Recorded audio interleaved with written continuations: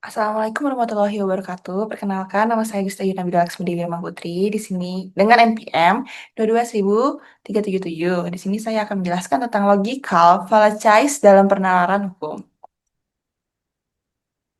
Apa itu logical fallacies? Logical fallacy atau dalam bahasa Indonesia disebut kesatuan berpikir adalah kesalahan dalam cara seseorang bernalar atau menyusun argumen. Sepintas argumen itu mungkin terdengar masuk akal, tapi kalau diperiksa lebih dalam, ternyata cacat logika. Bayangkan jika kamu sedang berdiskusi atau berdebat, tapi lawanmu bukannya membantai argumenmu, tapi malah menyerang pribadimu atau dia memaksa kamu memilih hanya dua pilihan, padahal masih ada banyak sekali opsi yang lain.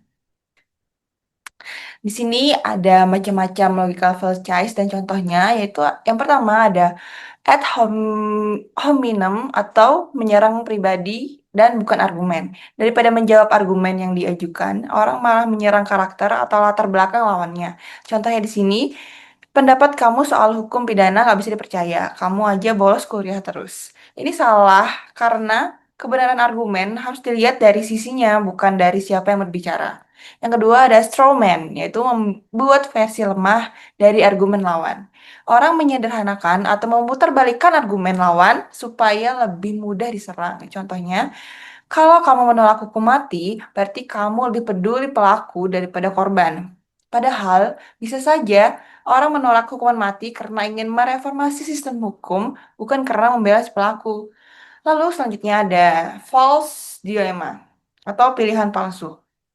Hanya menyajikan dua pilihan seolah tidak ada alternatif lain. Contohnya, kita hanya punya dua pilihan, yaitu mendukung kebijakan ini atau hancur sebagai bangsa. Padahal kenyataannya bisa saja ada jalan ketiga atau kompromi yang lebih baik. Yang keempat yaitu appeal to authority yang mengandalkan otoritas secara buta, menganggap suatu benar hanya karena tokoh terkenal yang mengatakannya tanpa melihat alasan atau bukti. Contohnya, pokoknya Pak Profesor bilang begitu, masa kamu mau bantah dia? Ini bisa jadi sah kalau otoritas itu memang ahli di bidangnya dan berargumen yang kuat. Tapi tetap harus ada alasan, bukan cuman karena siapa yang berbicara.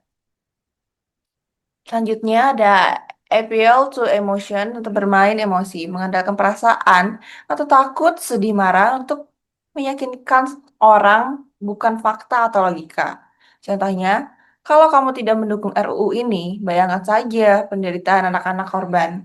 Argumen hukum harus berbasis pada fakta dan prinsip, bukan sekedar dari rasa iba. Selanjutnya ada slippery slope atau ketakutan berlebihan akan efek berantai. Menganggap suatu kebenaran kecil pasti akan membawa ke akibat yang ekstrim jika tanpa adanya bukti. Contohnya, kalau kita izin satu orang minta keadilan khusus, nanti semua orang bakal nuntut hal yang sama dan hukumnya menjadi berantakan. Itu asumsi berlebihan. Perlu ada bukti bahwa efek berantai itu memang nyata. Selanjutnya ada hasty generalization atau generasi terburu-buru. Menyimpulkan bahwa dari contoh yang terlalu sedikit. Contohnya di sini, saya pernah ditilang, padahal nggak salah. Polisi itu suka sewenang-wenang.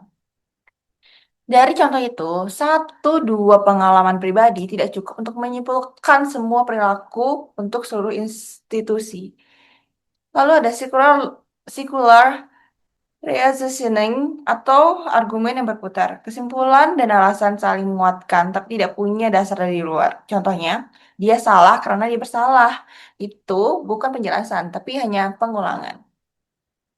Selanjutnya ada post hoc.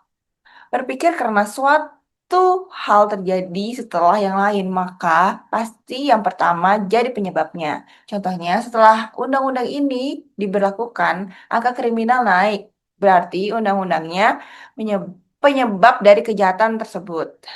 Tapi bisa jadi penyebabnya ada hal-hal lain yang harus dibuktikan hubungan sebab dan akibatnya.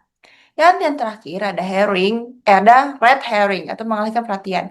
Alih-alih menjawab inti masalah, orang mengangkat isu lain yang tidak relevan. Contohnya, daripada bahas kejanggalan kasus ini, mending kita fokus ke pentingnya pendidikan karakter. Dan apakah semua fallacy dilarang dalam peraturan hukum? Tidak selalu dilarang. Dalam praktik hukum, terutama di ruang sidang, beberapa jenis fallacy masih bisa diterima atau dimaklumi, asalkan digunakan dengan hati-hati dan dalam konteks yang tepat. Di sini ada 4 jenis argumentasi, yaitu appeal to authority. Boleh kalau otoritasnya sah dan relevan, misalnya hakim mengutip pendapat dari ahli hukum, jurisprudensi, atau putusan Mahkamah Konstitusi. Itu sah karena mereka punya wewenang dan keadilan yang diakui. Contohnya, putusan Mahkamah Agung Konstitusi tahun 2010 sudah mengatur bahwa anak luar nikah tetap punya hak waris. Maka, maka kita harus ikut dengan pendirian itu. Lalu selanjutnya ada argumentasi analogi. Dalam hukum, analogi sering dipakai walau bersiko jadi fallacy kalau kasus yang dibandingkan ternyata tidak relevan. Tapi kalau analoginya kuat dan mendasar, maka sah untuk digunakan. Contohnya seperti dalam kasus A yang serupa, pengadilan memutuskan X, maka dalam kasus ini yang mirip, putusan serupa bisa dipertimbangkan. Selanjutnya ada appeal to consequence. Dampak sosial jadi pertimbangan sah. Kadang hakim perlu mempertimbangkan apa akibat sosial jika suatu putusan diterapkan. Ini sah dalam penerapan hukum yang praktis. Contohnya, jika putusan ini memperbolehkan diskriminasi, maka akan menciptakan presiden buruk bagi hukum kita ke depannya. Dan terakhir ada emosi dalam plea atau plea to pity. Dalam pengajuan keringanan hukum atau grasi, pertimbangan kemanusiaan seperti kondisi keluarga, usia, atau penyakit bisa dipakai. Contohnya, terdakwa sudah berusia lanjut dan satu-satunya pencari nafkah. Mohon pertimbangan dan keringanan untuk penghukumannya. Lalu dan terakhir ada kesimpulan. Jadi, logical fallacies harus diwaspadai terutama dalam analisis hukum yang akademis atau saat menyusun argumentasi yuridis. Tapi dalam praktiknya yang lebih fleksibel, misalnya dalam ruang sidang, pembelaan, atau penafsiran undang-undang, beberapa fallacy bisa digunakan sebagai syarat. Tidak menyesatkan, tidak relevan dengan konteks, dan tetap mendukung nilai keadilan. Sepertinya sepertinya begitu saja yang dapat saya sampaikan, kurang lebihnya. Mohon maaf. Terima kasih. Wassalamualaikum warahmatullahi wabarakatuh.